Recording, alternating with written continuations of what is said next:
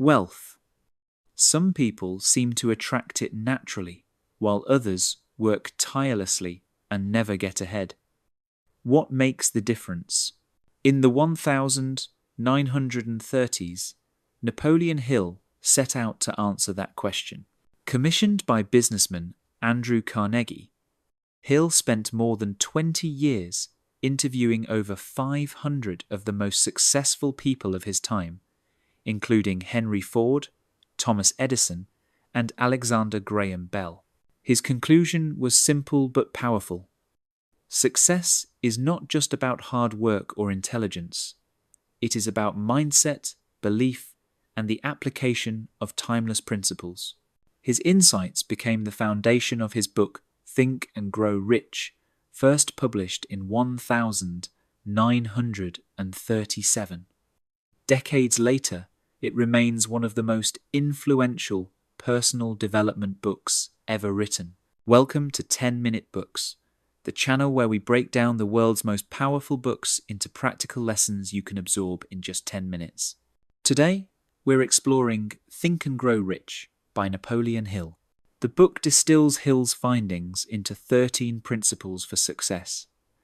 Let's dive into the most powerful ones. The first principle, desire. According to Hill, everything begins with desire. Success starts with a burning wish to achieve something specific. Vague hopes are not enough. You must create a clear goal, backed by strong emotion, and commit yourself to it fully.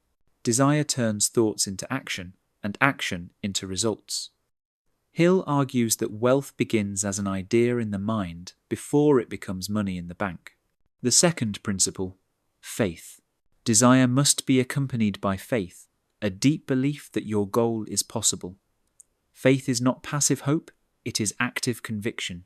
Hill emphasizes the power of autosuggestion, repeating affirmations, visualizing success, and training your mind to expect positive outcomes. By convincing yourself deeply, you align your subconscious mind with your conscious goals.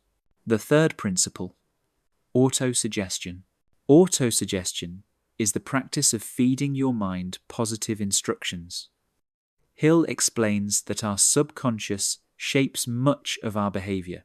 By using affirmations, visualization, and focused thought, you impress your desires onto your subconscious, turning them into habits and guiding your actions. The fourth principle, specialized knowledge. General knowledge, Hill argues, is not enough. Success comes from acquiring specialized knowledge, the kind of expertise that sets you apart. You don't need to know everything yourself. You can organize the knowledge of others. But you must know how to apply knowledge to your goals in a practical way. The fifth principle, imagination. Ideas are the foundation of wealth. Imagination is the workshop of the mind where desire turns into reality. Hill distinguishes between synthetic imagination, combining old ideas in new ways, and creative imagination, generating new concepts from inspiration. Both are essential for innovation and progress. The sixth principle, organized planning. A dream without a plan is just a wish. Hill stresses the importance of creating a definite plan and executing it. He also warns that failure is often the result of weak or incomplete plans. Organized planning requires persistence, flexibility, and the ability to adjust when obstacles arise. The seventh principle, decision. Indecision is one of the greatest enemies of success. Hill observed that successful people make decisions quickly and change them slowly, while unsuccessful people hesitate and waver. Decision gives power to desire and transforms intention into action. The eighth principle, persistence. No success comes without setbacks. Persistence is the sustained effort needed to overcome obstacles. Hill emphasizes that persistence is powered by willpower and desire. When others quit, the persistent continue. This persistence often makes the difference between failure and triumph. The ninth principle, the mastermind. No one succeeds alone. Hill introduces the concept of the mastermind, a group of like-minded individuals who share ideas, encourage each other, and combine their talents. The synergy of a mastermind group multiplies intelligence and creativity, creating opportunities no single person could achieve alone. The 10th principle, the subconscious mind. Hill describes the subconscious as the connecting link between desire and reality. It absorbs thoughts and emotions, positive or negative, and influences our actions. By filling your subconscious with positive thoughts through faith and autosuggestion, you condition yourself for success. The 11th principle, the brain. Hill compares the brain to a broadcasting and receiving station. Our thoughts transmit energy that influences not only ourselves, but also others. He suggests that strong emotions, like desire, faith, and persistence, create powerful signals that attract opportunities and people aligned with our goals. The 12th principle, the sixth sense. At the highest level of mastery, Hill describes the sixth sense, a kind of intuition that guides decision-making.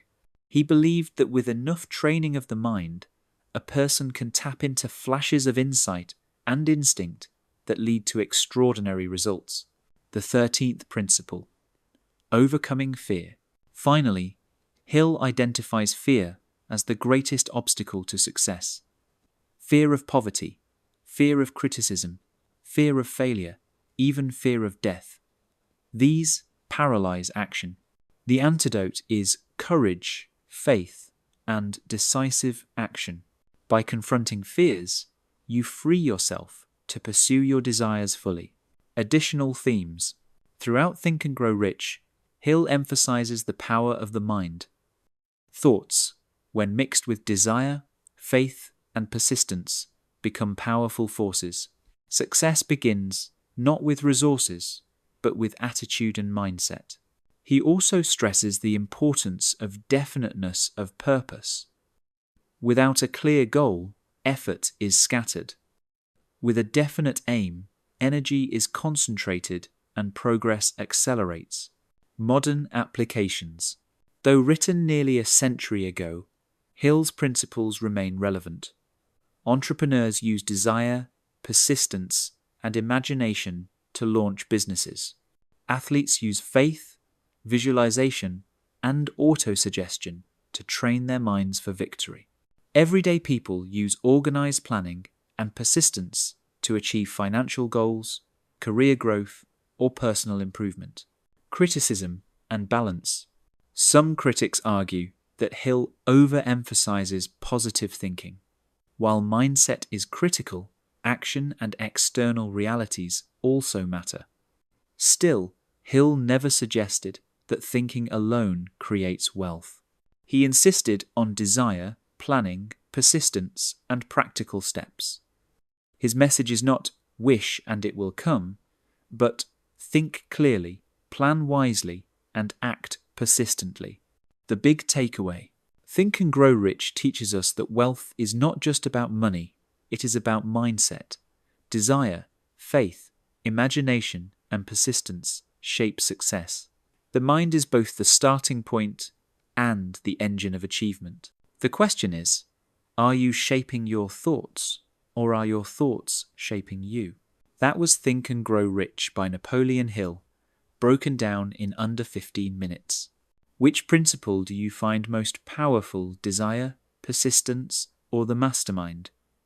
Share your thoughts in the comments below. And if you enjoyed this summary, make sure to hit that like button, subscribe to 10-Minute Books, and ring the bell so you never miss our weekly breakdowns of life-changing books. Thanks for watching, and remember, wealth begins in the mind long before it appears in reality.